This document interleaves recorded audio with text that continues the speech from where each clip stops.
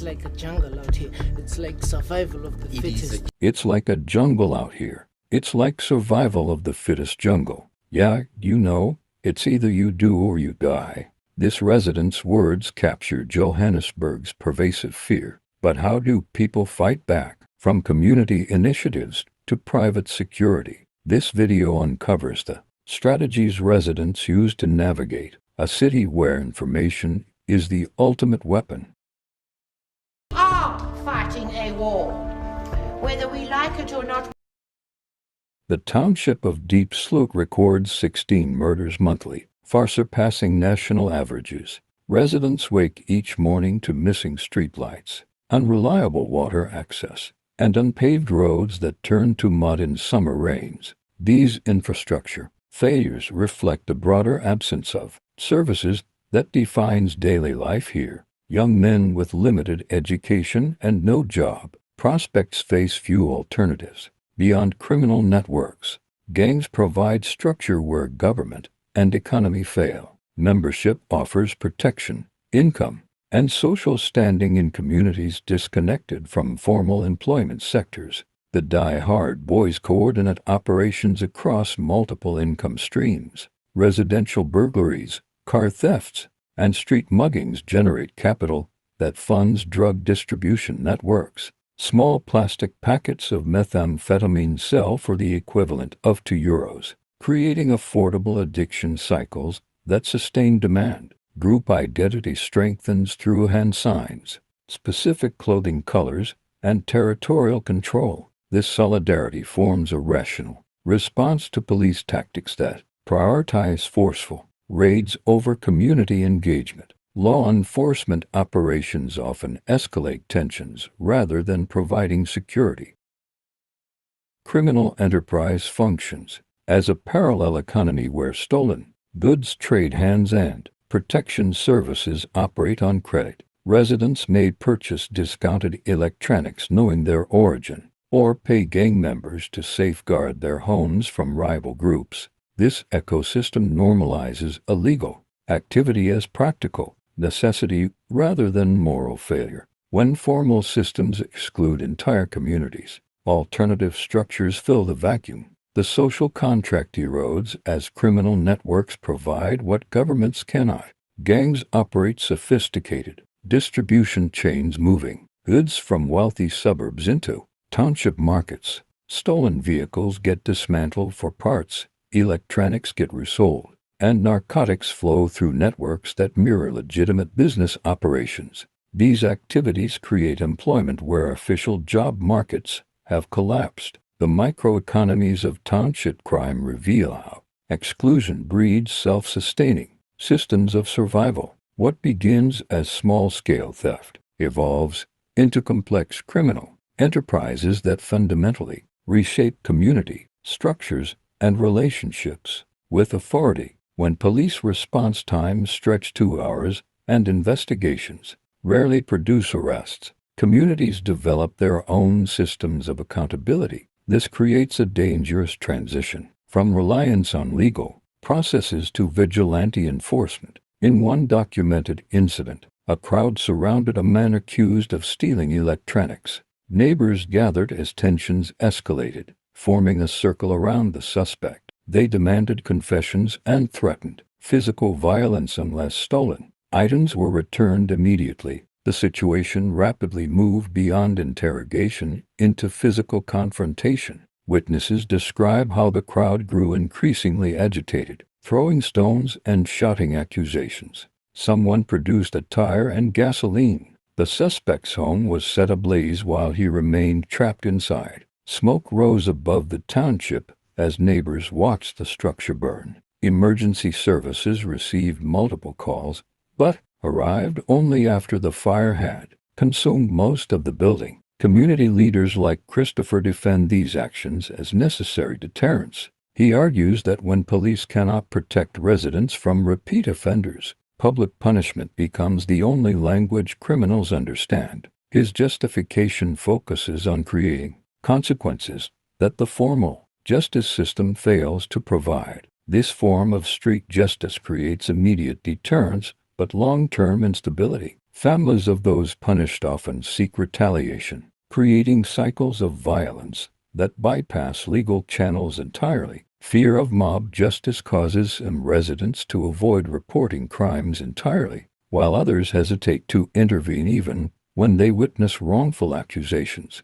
We're chasing the people who are raping our daughters. We're chasing the people who are stealing from our houses. The legal system's inability to provide consistent protection transforms community solidarity into potentially lethal enforcement. Residents described feeling abandoned by official channels, leading them to adopt methods they know are illegal but view as necessary for survival. This breakdown in formal justice creates parallel systems where accusation often equals conviction. The burden of proof shifts from forensic evidence to community consensus. Those with social connections or influence may receive protection while outsiders or unpopular individuals face heightened risk. This environment fundamentally alters how residents interact with both criminals and authorities. Trust in legal institutions deteriorates further with each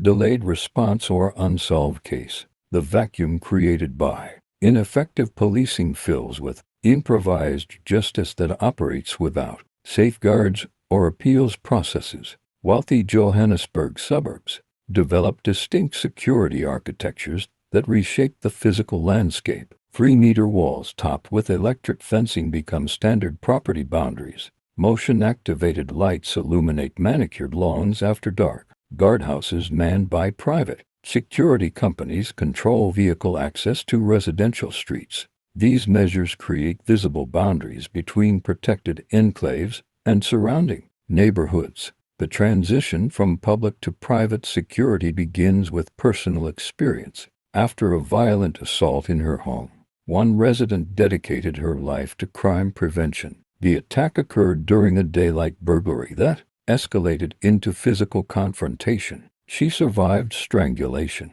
by activating a hidden alarm that startled her attackers into fleeing. Her home now incorporates multiple security layers. Panic buttons installed in every room, including bathrooms. Magnetic sensors trigger alarms if windows open unexpectedly. Security gates separate living areas, creating containment zones during intrusions. Response protocols guarantee armed guards arrive within minutes of activation. This personal security system expanded into community protection. She began training neighborhood watch groups in threat assessment and emergency response. The program grew to include police officers seeking practical crime prevention techniques. Curricula cover domestic security audits, vulnerability mapping, and community informant recruitment. Training sessions emphasize information networks as the foundation of security. Residents learn to document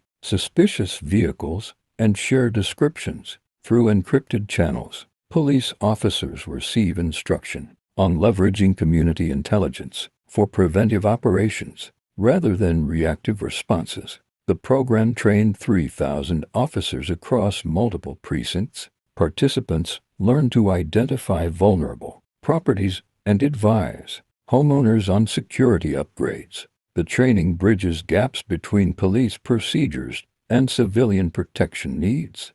Officers return to their stations with updated protocols for working with private security firms. This initiative demonstrates how personal tragedy can transform into systemic change. The transition from individual fortification to community protection represents a strategic evolution. Security becomes a collaborative effort rather than isolated defense. Wealthier communities develop parallel reporting systems that bypass overwhelmed police channels. Direct lines to private security companies ensure faster response times. These networks create tiered protection systems where economic status determines safety access. The architecture of fear reshapes how residents experience their own neighborhoods. Public spaces become areas of calculated risk rather than communal gathering points. Social interactions occur behind barriers rather than in open streets. This security ecosystem creates employment opportunities. While reinforcing economic divisions, private security companies recruit from the same townships that supply criminal networks, creating paradoxical economic relationships. South Africa's private security industry employs over 400,000 armed personnel, more than double the number of police officers serving the entire country. These private units handle everything from residential alarms to corporate security details, forming a parallel system that operates alongside official law enforcement. The industry generates billions annually, creating economic incentives that drive continuous expansion. Companies like Beagle Watch maintain response times under 2 minutes in areas where police may take hours to arrive. Their operations centers monitor thousands of properties through centralized alarm systems. Dispatchers coordinate rapid response teams equipped with vehicle tracking technology and real-time crime mapping software. This efficiency creates client loyalty despite the significant monthly costs. Security instructors explain the necessity of military-grade weaponry in their training programs. Criminals increasingly use AK-47s and other automatic weapons sourced from regional conflicts. This arms escalation requires security teams to match firepower to remain effective deterrents. Training now includes advanced tactical maneuvers and high-risk confrontation protocols. Armories maintained by larger security firms contain racks of semi-automatic rifles alongside standard sidearms. Each AK-47 represents an investment of approximately 10,000 rand, with regular maintenance adding to operational costs. Competency testing includes live-fire exercises and scenario-based judgment assessments. These measures aim to prevent accidental discharges or inappropriate weapon use. The professionalization of private security includes standardized uniforms, marked vehicles, and coordinated response procedures. Many guards receive training in first aid, crisis negotiation, and evidence preservation. This training exceeds what many police recruits receive due to greater funding availability through private contracts. Employment in private security offers stable income for thousands who might otherwise face unemployment. The industry draws personnel from both former police officers and individuals with military backgrounds. This creates a trained workforce that understands both security protocols and local crime patterns. The growth of private protection services reflects fundamental failures in public policing capacity. When citizens cannot rely on state security, they turn to paid alternatives. This creates a two-tier system where protection becomes a commodity available primarily to those who can afford it. Economic disparities widen as security services concentrate around wealthier communities. Private companies naturally prioritize clients who can pay for premium services.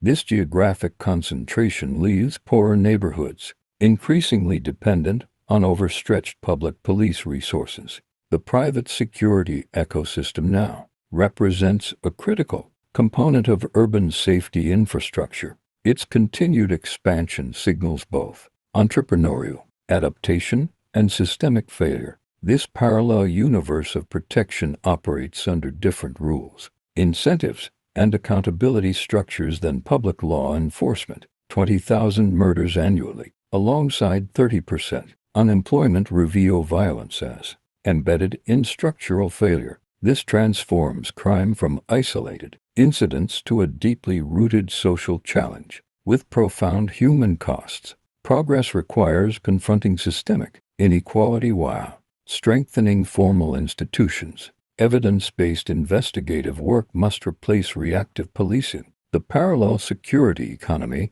and vigilante justice demonstrate institutional collapse. Sustainable solutions demand economic inclusion and restored public trust. Without addressing these foundational issues, security remains a commodity for purchase rather than a fundamental right. The human cost continues mounting until structural reforms begin.